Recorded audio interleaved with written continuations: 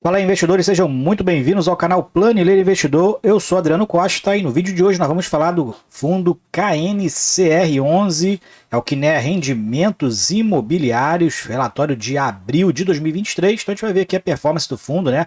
Alguns números aqui para a gente sempre se atualizar o que está acontecendo aí no fundo, o que a gestão está fazendo. E se você gosta, então, desse tipo de assunto, se inscreva no canal, ative as notificações, deixe o seu like, compartilhe esse vídeo com outras pessoas, tá bom? Ajuda muita gente aqui a continuar nosso trabalho aqui no YouTube também. Esse relatório eu vou deixar na descrição do vídeo para você baixar e fazer uma leitura mais detalhada. Você também, se quiser, se inscrever no nosso grupo do Telegram, conversar com outras pessoas, o link também está na descrição do vídeo.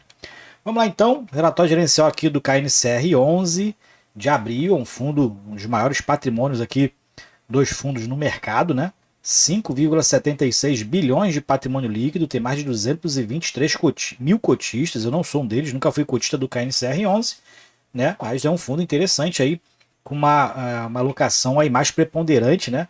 Dos papéis em relação à taxa DI, né? Por isso mesmo, o bom desempenho do fundo aqui, pagando R$ 1 por cota nesse mês de maio, né? Referente a abril, mais de 1% de yield aí, fundo distribuindo, né? E o fundo aqui é um dos com maiores liquidez aqui no mercado. Não sei se esse mês vai ser por conta da alta liquidez que o HCTR teve nesses últimos meses, né?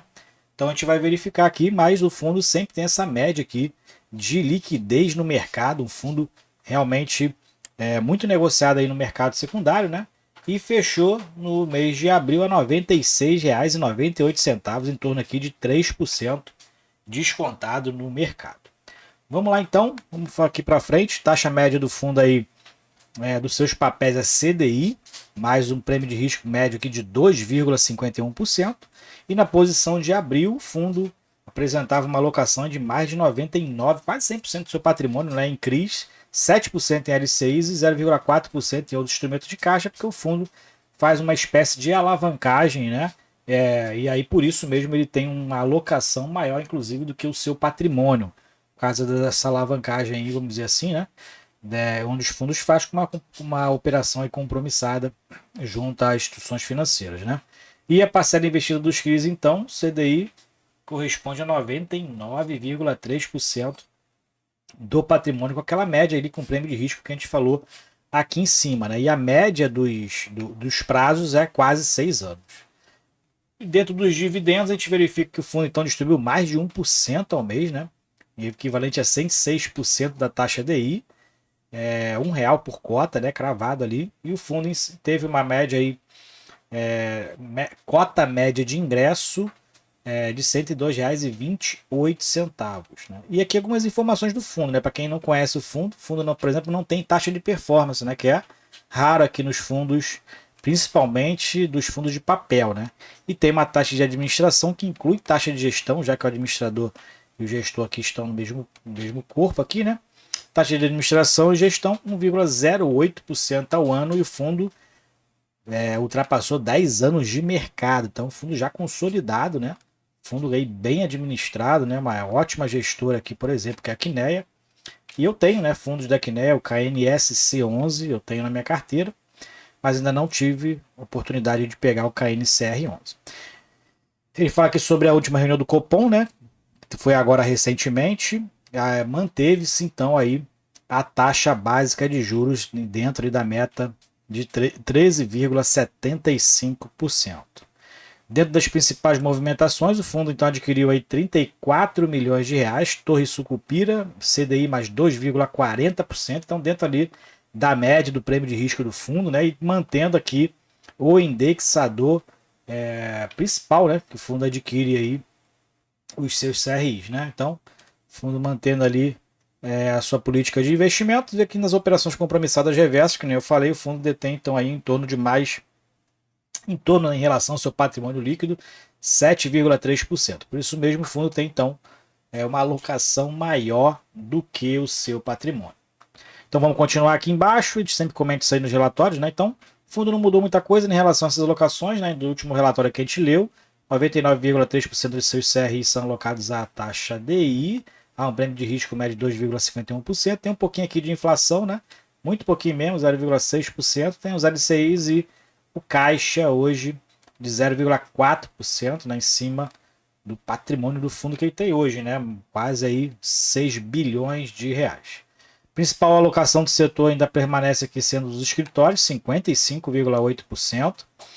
E principal indexador, então, como a gente já comentou, né, que inclusive a política de investimento do fundo é o CDI, correspondendo aqui a 98,9%. Liquidez no mercado.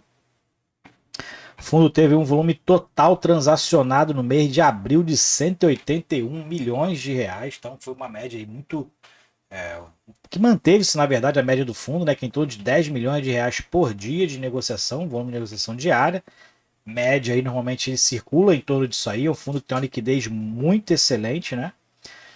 E aqui dentro das informações contábeis, então já falando da apuração do resultado do fundo, né? Abril, o fundo teve aí resultado com CRI 58,3 milhões de reais. Foi muito menor do que em março, né? Mas o fundo tendo aqui o mesmo desempenho, por exemplo, de fevereiro, né? Teve um desempenho um pouquinho pior do que os últimos meses, né? Como a gente verifica aqui, né? De julho para cá, um dos piores, o segundo pior resultado foi agora o de abril, né? Resultado com os LCs 3,6%, resultado com aplicação de caixa 600 mil reais em torno ali, né? Despesa do fundo 4,4 milhões e o que a gente verifica no resultado líquido 58,1. O fundo distribuiu 1 milhão a menos, né? 57,1 e mesmo assim deu ali R$ 1 por cota de distribuição. O fundo fez ali em torno de 1 centavo por cota de resultado acumulado, né? Que normalmente o fundo aí mantém em caixa, né? Então, atualmente aqui a gente verifica que dentro dos rendimentos mensais do fundo mantém ali né, o resultado bom, né, acima de R$ 1. Nos últimos 12 meses, o fundo pagando acima de R$ 1, como a gente verifica aqui. E os resultados também mantendo-se acima de R$ 1, né? Mesmo que o resultado foi um dos piores aqui que relativo, seguindo aqui o que foi também em fevereiro, como a gente verifica aqui, né? Depois o resultado pior foi aqui em junho.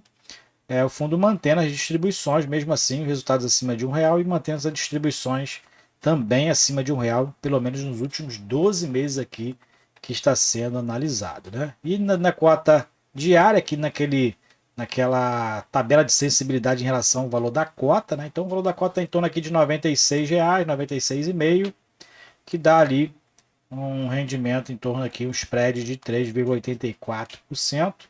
E se tirar a taxa de administração, dá em torno de 2,76%. Essa é a tabela de sensibilidade com o spread médio da carteira do fundo, né? E dentro da carteira do fundo, muito diversificado, como a gente verifica aqui, como a gente verifica também que a maioria das taxas são indexadas à taxa de CDI+, né? São 66 CRIs indexados à taxa DI e apenas 3 CRIs que ele tem na carteira indexada a IPCA, né? E esse aqui tem até uma taxa bem elevada, né?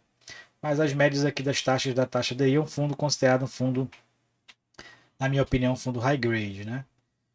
E dentro do caixa aqui LCI, então o fundo tem ali um total de 6 bilhões 282 milhões de reais aqui é o saldo da curva, né, que ele fala. Então tem um valor aqui de mais de 6,2 bilhões investidos, né? Mais para baixo aqui a gente tem então a parte qualitativa dos CRIs, então você baixa o relatório aí, vê as características aí de um específico, né, de um relatório de um CRI específico que queira ver, né? Então se você está estudando o fundo aí, né, estude aqui as garantias, os vencimentos, né, os LTVs, né, para poder você se informar um pouco aí do fundo, né?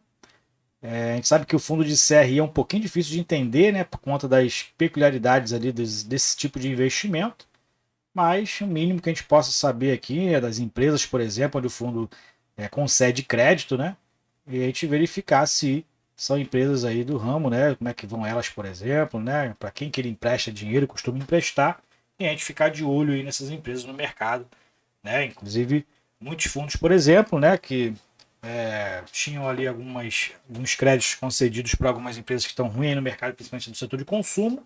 Essas daí realmente saíram bem prejudicadas, né? Então a gente tem que ficar de olho aí no resultado, de olho também no portfólio, né? E dos resultados, para saber se os resultados são consistentes aí que o fundo né, manter essa saúde financeira dele. Então o mínimo que a gente tem que fazer é acompanhar.